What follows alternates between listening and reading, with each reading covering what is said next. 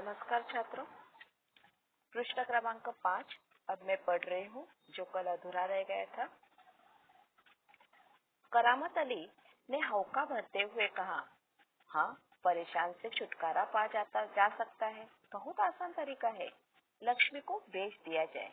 वह नईम के पास से हटकर अपने काम में जुट गया। करामत अली रात का गया, सवेरे कारखाने से लौटा।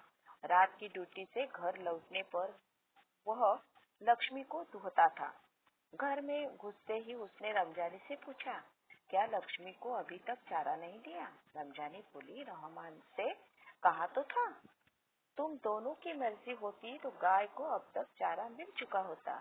अगर वह दूध नहीं दे रही है तो क्या उसे भूखा रखोगे? कहते हुए करामत कटा हुआ पुआल, खली, दर्रा आदि ले जाकर लक्ष्मी के लिए सानी तैयार करने लगा। लक्ष्मी उतावली से तैयार हो रही थी, सानी में मुंह मारने लगी। गाय को सानी देकर करामत अली उसी की पीठ देखने लगा। रोगन ने अच्छा काम कर दिया था। दाग कुछ हल्के पड़ गए थे। 10-15 दिनों से यूं ही चल रहा था।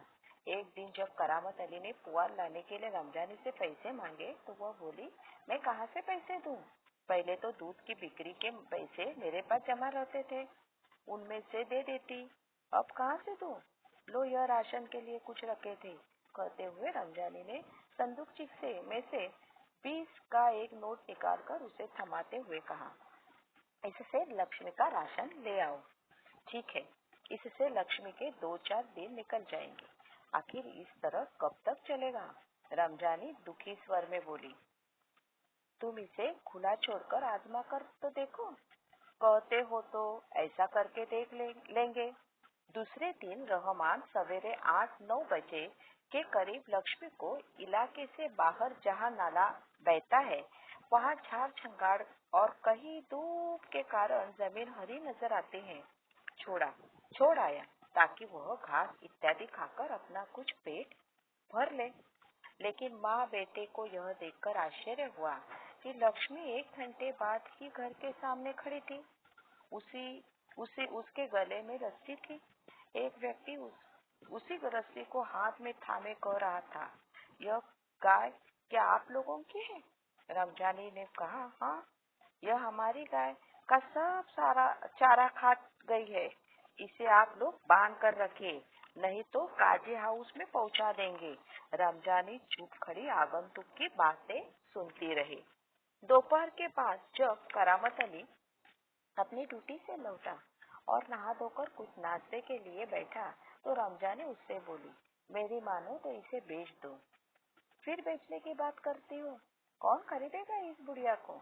रहमान कुछ कह तो रहा था, उसे कुछ लोग खरीद लेंगे। उसने किसी से कहा भी है, शाम को वह तुमसे मिलने भी आएगा। करामत अली सुनकर खामोश हो गया। उसे लग रहा था कि सब कुछ उसकी इच्छा के विरुद्ध जा रहा है, शायद जिस पर उसका कोई वश नहीं था। करामत अली यह अनुभव करते हुए कि लक्ष्मी की चिंता अब किसी को नहीं, खामोश रहा। उठा और घर में जो सूखा चारा पड़ा था उसके सामने डाल दिया। लक्ष्मी ने चारे को सूंघा और फिर उसकी तरफ निराशापूर्ण आंखों से देखने लगी, जैसे कहना चाहती हो, मालिक, यह क्या? आज क्या मेरे फाकने को यह सूखा चारा ही है? दर्रा खरी कुछ नहीं। करामत अली उसके पास से उठकर मुंह हाथ धोने के लिए गली के नुक्कड़ पर नल की ओर चला गया। 7-8 बजे के करीब रहमान एक व्यक्ति को अपने साथ लाया। करामत अली उसे पहचानता था।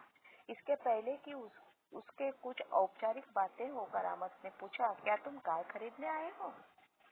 उसने जवाब में कहा, हाँ, पूरी गाय है, दूध नहीं देती।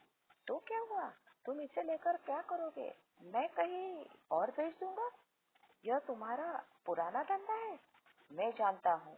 मुझे तुम्हें गाय नहीं बेचनी। करामत मियाँ ने उसे कोरा जवाब दे दिया। रमजानी करामत के चेहरे के भाव भांपती हुई बोली, क्या यह भी कोई तरीका है आने वाले को खड़े खड़े दुत्कार कर भगा दो? तुम जानती हो वह कौन है?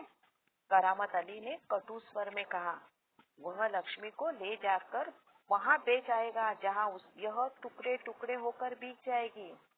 मेरे दोस्त ज्ञानसियों को इसका पता चल गया तो वह मेरे बारे में क्या सोचेगा।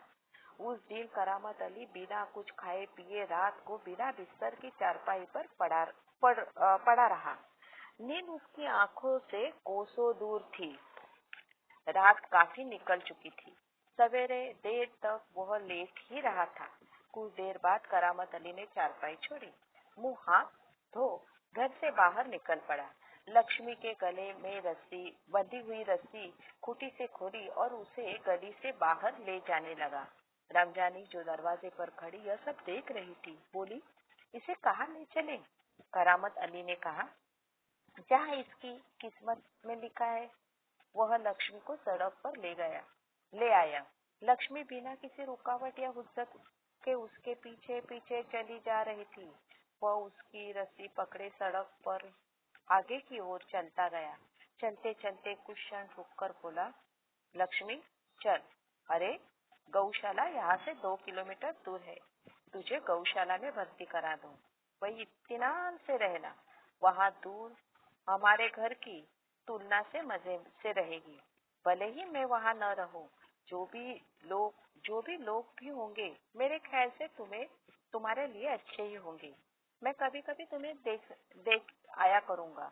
तब तुम मुझे पहचानेगी भी या नहीं, खुदा जाने। कहते हुए करामत अली का गला भर आया। उसकी आंखों में आंसू उतर आए। चल लक्ष्मी चल, जल्दी जल्दी पैर बढ़ा। और वह खुद किसी थके मादे बूढ़े बैल की तरह भारी कदमों से आगे बढ़ने लगा। इस पाठ में आए हुए मुहावरे इस प्रकार से है। मुंह मारना, जल्दी जल्दी खाना, गला भर आना, आवाज भर आना, कोरा जवाब देना, साफ मना करना, तैश में आना, आवेश में आना। धन्यवाद।